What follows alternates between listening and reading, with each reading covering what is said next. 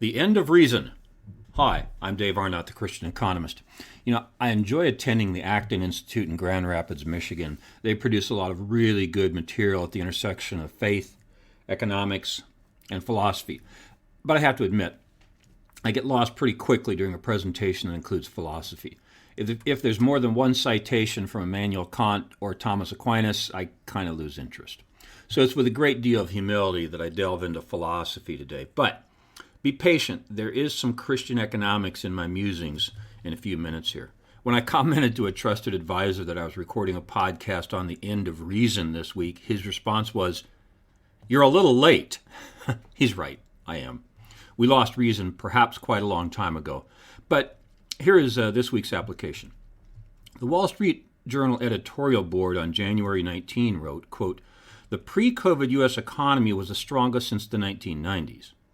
Unlike the Obama years, the benefits of growth were widely dispersed. Wage gains were strongest for the least skilled. And poverty saw its sharpest decline in decades. Black and Hispanic unemployment hit record lows," end quote from the Wall Street Journal editorial board. On the very same day, in the very same edition of the Wall Street Journal, newly appointed Treasury Secretary Janet Yellen was quoted as saying, quote, "We have to rebuild our economy so that it creates more prosperity for more people," end quote. You mean, Miss Yellen, like the Trump administration? She was suggesting that not enough people were prosperous during the Trump administration, with record low unemployment for blacks and Hispanics. I mean, she is a great economist, no question about that. But if she really wanted an economy better than the Trump economy, she would realize as an economist that would be overheated and there would be too much demand for labor and there wouldn't be enough supply. She was suggesting that not enough people were prosperous during the Trump administration. In his little book, The American Dream is Not Dead, Michael Strain gives page after page after page of data showing that the poor had greater gains than the rich during the Trump administration. So Reason asks things like this: how can you be for Black Lives Matter, but be for abortion that has eliminated 1/3 of the U.S. black population? I unpacked that in podcast number 35 called Black Lives Matter. Look, it's our Greek philosophy that we get this idea of rationality. Things like, if it's A, it can't be B. Listen, I warn you, I'm not good at this stuff, so I'll just leave it there. Ginger and I arrived to a theater in a Princess cruise ship just a few minutes before the show started. In a brief conversation with a Canadian couple, we discovered both of us had been to Auschwitz. They were properly saddened by the cruel experiments on children by Joseph Mengele. Then they complained that Canadian researchers are being slowed by fundamentalists who won't allow experiments on stem cells. Stem cells are very small children. That's a scientific fact that I won't waste my time proving today. It's an indication we're at the end of reason. Conservatives think, liberals feel. This defines so much. At the political level, the Senate is attempting to impeach former President Trump. You can't impeach a former.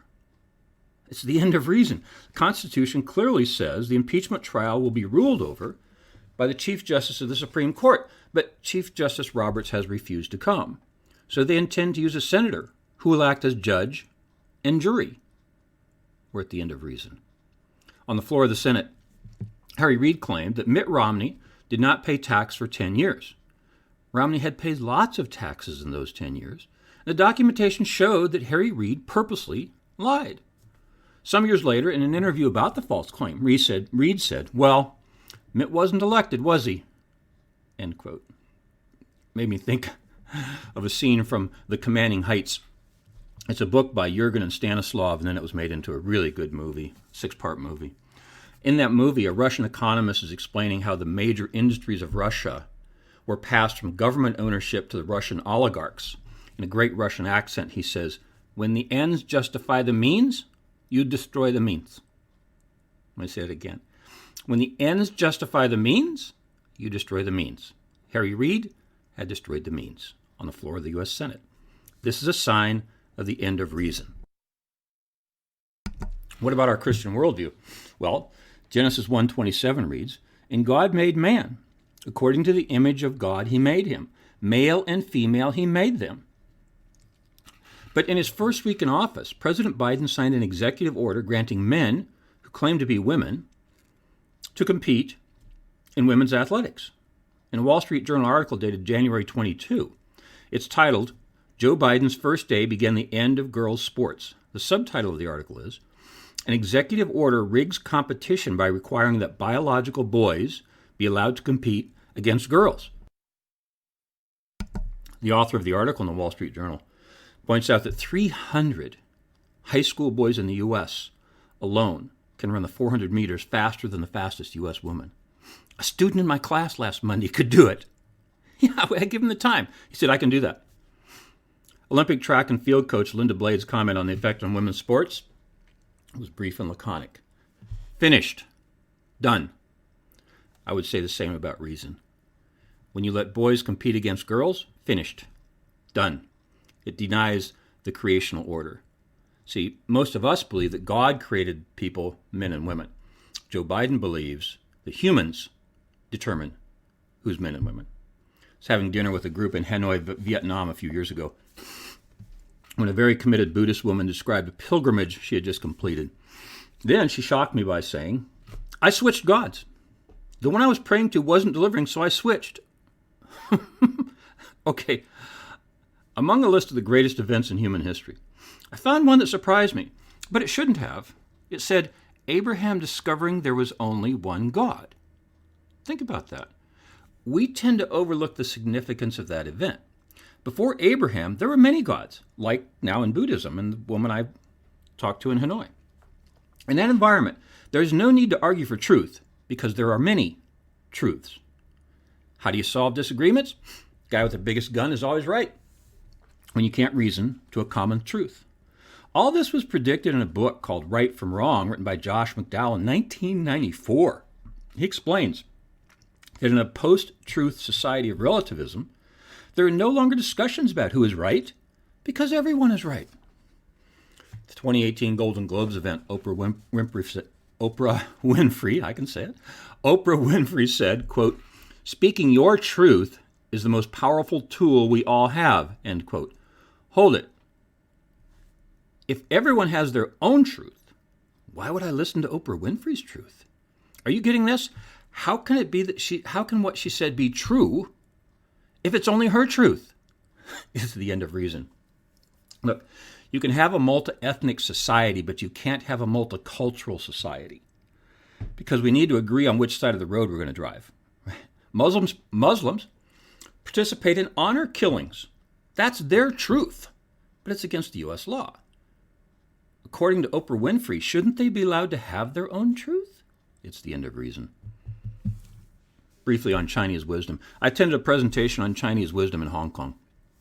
A speaker stood in front of a PowerPoint slide showing the Buddhist Noble Eightfold Path.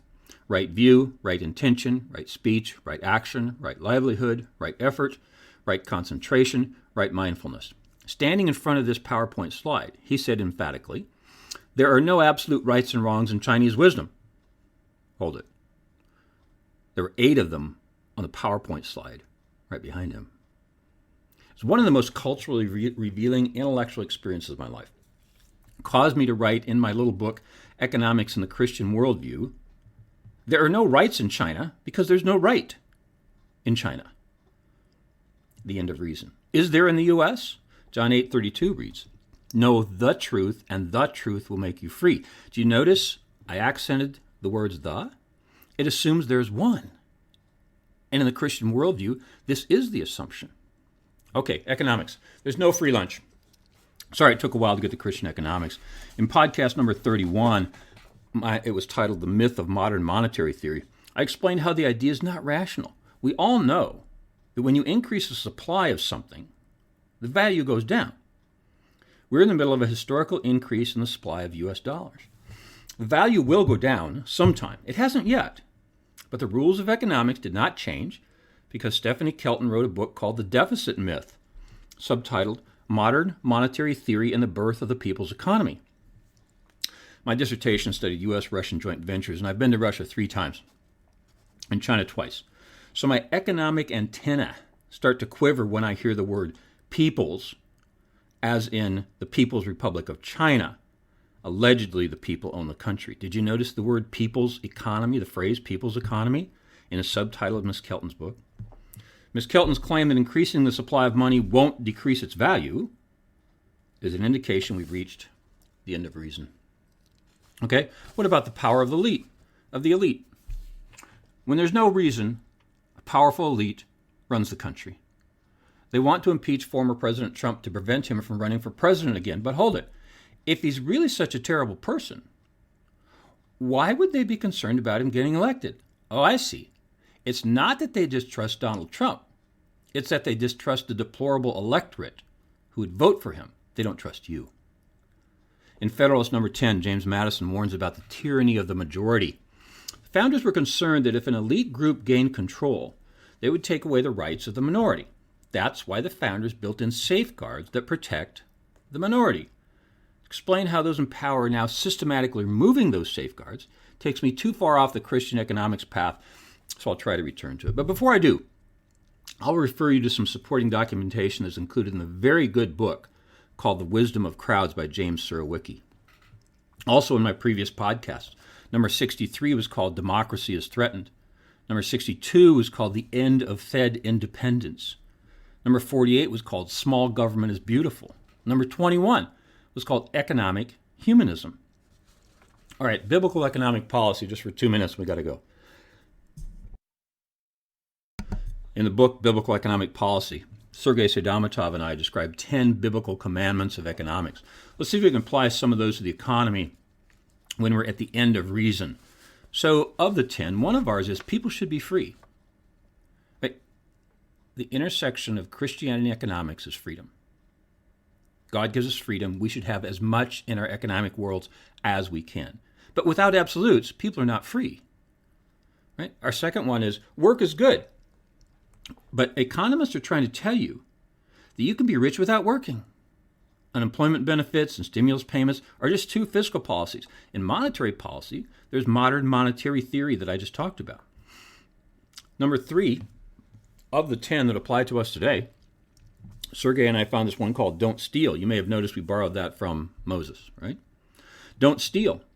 Fiscal stimulus policies increase the national debt that steals from future generations. I've explained this in podcast number 8 called National Debt. When my college sophomores were born, each American citizen owed $20,000 in debt. It's now $84,000. That's stealing from the next generation. Another one that Sergei and I found that we borrowed from Moses, don't covet. Thomas Sowell, one of my favorite economists. Thomas Sowell says, envy was once considered to be one of the 7 deadly sins before it became one of the most admired virtues under its new name, social justice. Way to go, Thomas Sowell. 2 more and we got to go. Another one we have of our 10 biblical economic commandments of economics. Use honest measures. The monetary policy that is sometimes called quantitative easing is not an honest measure. It claims we can increase the money supply without decreasing the value of the currency. How about fiscal policy? Well, the fiscal policy of stimulus is not honest either. But I don't have time to unpack all of that today. Let me just say, the government gives people their own money back and tells them they are richer. That might be worth repeating. The government gives people their own money back and tells them they are richer. You know why that's true? Because the government has no money. The last one for today, and Sergei and I found this when we thought that the Bible tells us to honor those in power. Well, how can you honor those in power when they're not using reason? Without reason, there's no argument to the truth. There's multiple truths. We have reached the end of reason. I'm Dave Arnott, the Christian Economist, where our slogan is, fear God, tell the truth, earn a profit. See you next time.